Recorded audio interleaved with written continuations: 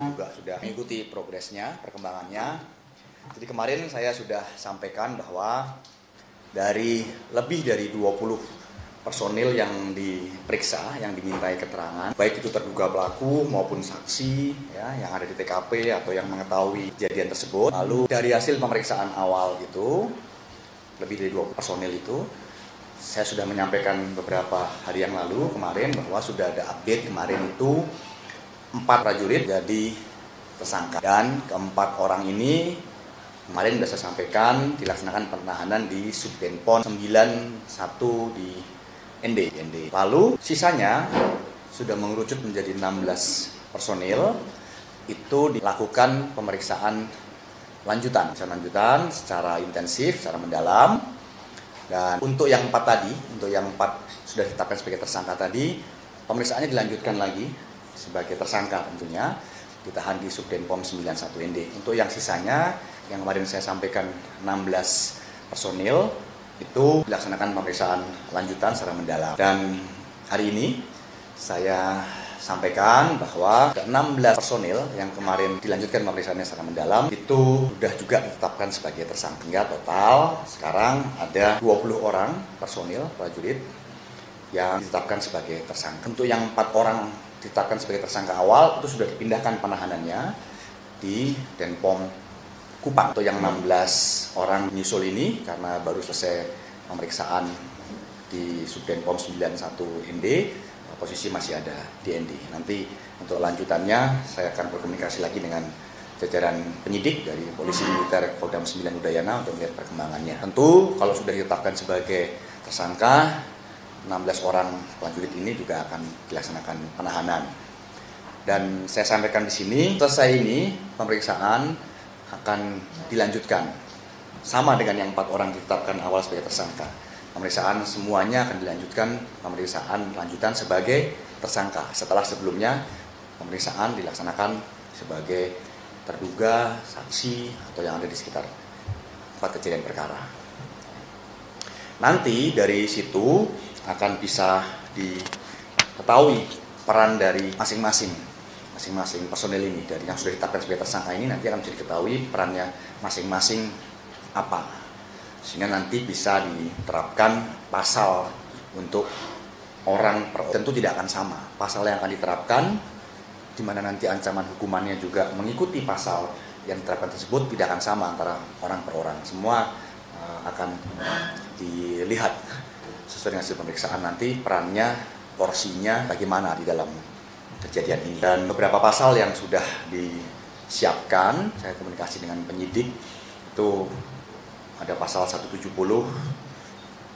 KUHP gitu ya, yang berkaitan dengan terang-terangan menggunakan tenaga, kekerasan pada orang lain, itu ada pasal 351 yang berkaitan dengan penganiayaan, ada juga pasal 354 yang sengaja melukai orang lain ya, berakibat pada ada pasal 131 yang seorang militer yang dalam dinas dengan sengaja memukul, pekan atau bawahan, itu ada sanksinya.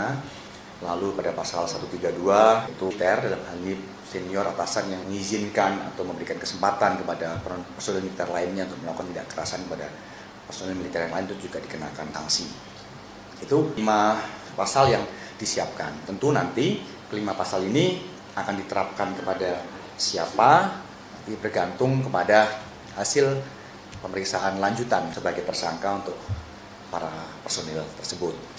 Dan mungkin rekan-rekan juga bertanya kenapa jumlah personil yang ditetapkan sebagai tersangka cukup banyak gitu ya, karena memang kejadian tidak berlaku pada satu hari. Kegiatan pembinaan ini itu dilakukan kepada beberapa personil termasuk korban dan dilaksanakan dalam beberapa rentang waktu, sehingga kemarin juga kita perlu waktu ya, tim penyidik dari Polisi Militer Kodam 9 Udayana perlu waktu untuk melaksanakan pemeriksaan itu karena memang kejadian ini ya, proses pembinaan ini itu dilaksanakan pada beberapa rentang waktu dan dilaksanakan kepada beberapa personil oleh personil lainnya, sehingga harus betul-betul menyeluruh pemeriksaannya sehingga betul-betul bisa diambil langkah-langkah yang tepat ya, kepada orang yang tepat ya, sehingga pertanggungjawaban itu dapat ditegakkan, evaluasi, perbaikan juga dapat dilaksanakan untuk masa yang akan datang. Dan untuk itu, selesai ini saya mohon waktu kepada rekan-rekan media sekalian dan juga kepada warga masyarakat bahwa pemeriksaan para tersangka ini tentu tidak mudah. Tidak mudah itu artinya kita perlu waktu sehingga betul-betul bisa mengetahui peran orang per orang, porsinya masing-masing sehingga keadilan bisa ditegakkan, tapi pertanggungjawaban juga bisa dilaksanakan. Nanti siapa, perannya apa, pasal yang diterapkan apa itu betul-betul tepat. Hingga nanti saya akan sampaikan dari rekan-rekan sekalian untuk perkembangannya. Karena setelah tahapannya kan setelah selesai nanti pemeriksaan para tersangka ini sudah bisa diketahui peran dan porsinya, diterapkan pasal untuk orang per orang, lalu dilaksanakan gelar perkara. Setelah dilaksanakan gelar perkara, itu akan ada pelimpahan kepada auditor militer untuk siap dilaksanakan persidangan di pengadilan militer. Itu tahapannya.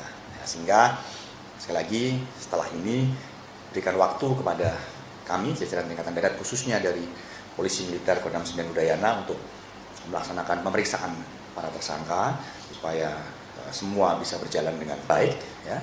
Nanti perkembangannya akan kita sampaikan. Siapa, dikenakan pasal apa, ya, ancamannya apa, lalu kita akan informasikan juga pada saat ada gelar perkara, ya, termasuk nanti ada pelimpahan juga akan kita sampaikan masyarakat. Kita akan terbuka, transparan. So, nanti persidangan juga masyarakat bisa mengikuti. Dan tuntutannya apa dari auditor, vonis putusan dari hakim apa, rekan-rekan bisa.